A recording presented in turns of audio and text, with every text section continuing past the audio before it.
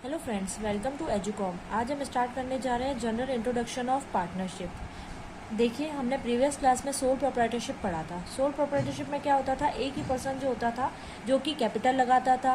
उसकी कैपिटल जो होती थी वो क्या होती थी, लिमिटेड होती थी। स्किल्स उसकी जो होती थी वो कम हुआ करती थी। सारा वर्कलोड जो है उसी के ऊपर आ जाता था। तो इन सारी कमियों को, सोल प्रोप्राइटरशिप की कमियों को दूर करने करके क्या लाया गया, पार्टनरशिप को लाया गया। पार्टनरशिप में क्या होता है, दो या दो से ज़्यादा पर्सन्स होते हैं जो कि बिजनेस को रन करते हैं और एग्रीड रेशो में अपना जो प्रॉफिट है उसको बांटते हैं। ठीक है। पार्टनरशिप रिलेटेड जितनी भी इंफॉर्मेशन है, रूल्स है, रेगुलेशंस है, वो सारे के सारे कहाँ पे लिखे गए हैं, इंडियन पार्टनरशिप एक्ट 1932 में लिखे गए हैं। और कब ये लागू हुआ था, 1 अक्टूबर को लागू हुआ था। और ये पूरे भारत में लागू हुआ था, जम्मू कश्मीर को छोड़कर। उससे पहले कौन सा एक्ट लगता था, इंडियन कॉन्ट्रैक्ट एक्ट 1872। इसके लिए आपके 1 नंबर का क्वेश्चन आ सकता है, इसलिए इसको अच्छी तरीके से याद करें। हमारी पार्टनरशिप की डेफिनेशन जो है वो दे रखी है इंडियन पार्टनरशिप एक्ट 1932 के अंदर। As per section 4 Indian partnership act 1932, a partnership is a relationship between 2 और मोर पर्सन। मतलब पार्टनरशिप जो है वो एक रिलेशन है 2 या 2 से ज्यादा पर्सन का, who have agreed to share the profit, जो कि एग्री करते हैं शेयर करने के लिए प्रॉफिट को बिजनेस के, कैरिड ऑन बाय ऑल, जो कि चलाया जा रहा है सबके द्वारा, और any of them acting for all, means या तो उन सबके द्वारा चलाया जा रहा है या उनमें से किसी के द्वारा चलाया जा रहा है।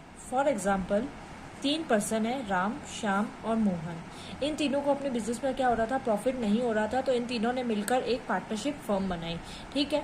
तो ये तीनों जो हैं वो इंडिविजुअली तो एक दूसरे के क्या कहलाएंगे, पार्टनर कहलाएंगे, लेकिन ये कलेक्टिवली क्या कहलाएंगे, पार्टनरशिप फर्म कहलाएगी। कलेक्टिवली क्या कहलाएगी, पार्टनरशिप फर्म।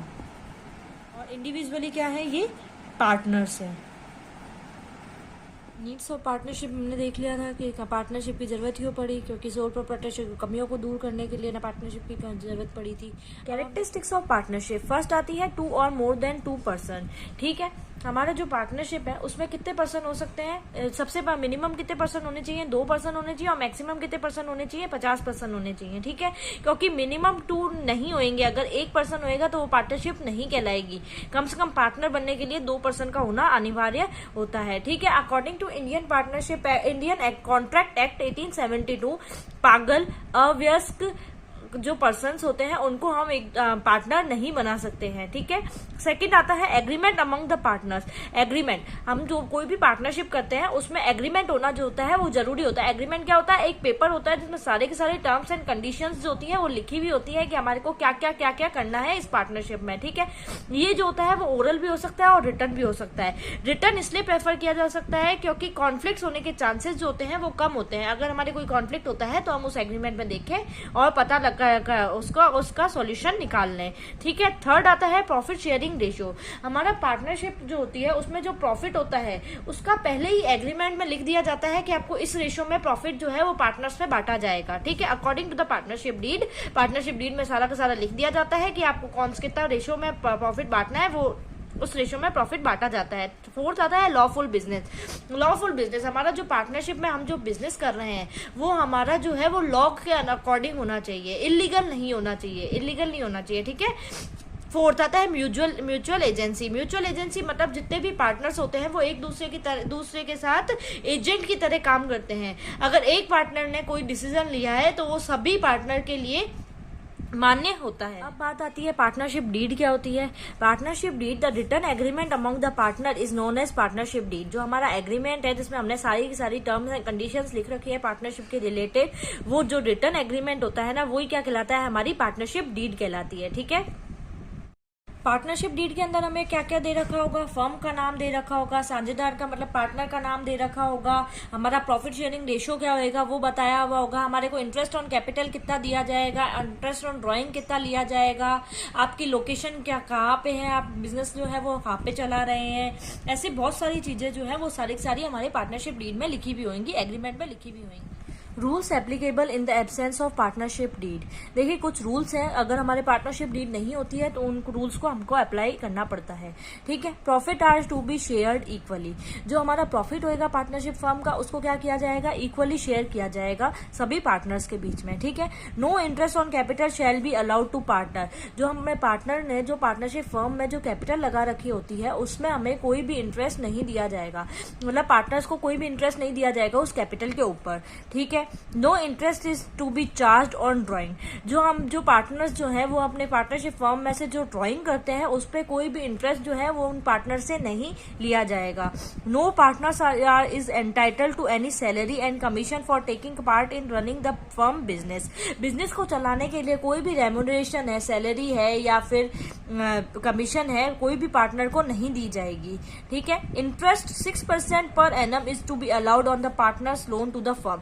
अगर कोई फर्म को पार्टनर जो है वो लोन देता है तो कितना परसेंट इंटरेस्ट दिया जाएगा, उसको 6% पर एनम इंटरेस्ट दिया जाएगा। कितना परसेंट इंटरेस्ट दिया जाएगा, 6% पर एनम इंटरेस्ट दिया जाएगा। ठीक है, जितने भी पार्टनर्स है उन सबको पार्टिसिपेट करने का हक होता है बिजनेस को चलाने के लिए। ठीक है, फिफ्थ आता है हमारा, each partners can inspect the book of firm and can take copy of their same. ठीक है, जो हमारी पार्टनरशिप फर्म की जो हमारी बुक्स ऑफ अकाउंट्स होती हैं उनको चेक करने का सारे पार्टनर्स जो होते हैं उनको अधिकार होता है और उनकी कॉपी फोटोकॉपी लेने का भी अधिकार होता है। Types of partnership.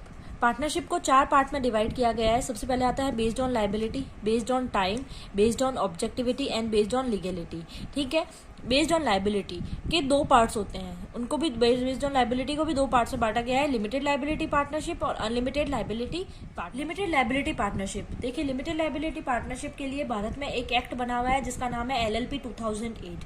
ठीक है, इसके अंदर लिखा हुआ है कि जितने भी पार्टनर्स होंगे उनकी लाइबिलिटी जो होती है वो सभी पार्टनर की लाइबिलिटी जो है वो लिमिटेड होगी, एक पार्टनर की लाइबिलिटी को छोड़कर। एक पार्टनर की लाइबिलिटी क्या होगी, अनलिमिटेड होगी। देन सेकेंड आता है हमारा unlimited liability partnership. Unlimited liability partnership क्या बताता है कि सभी पार्टनर की लाइबिलिटी जो होगी वो अनलिमिटेड होगी। अगर जो कोई फर्म जो है वो कोई भी पेमेंट करने के लिए पेमेंट करने में सक्षम नहीं होती है तो वो क्या करना पड़ेगा, उनको जो पार्टनर्स है वो अपनी पर्सनल एसेट्स को भी सेल कर भी उनको पेमेंट करना पड़ेगा।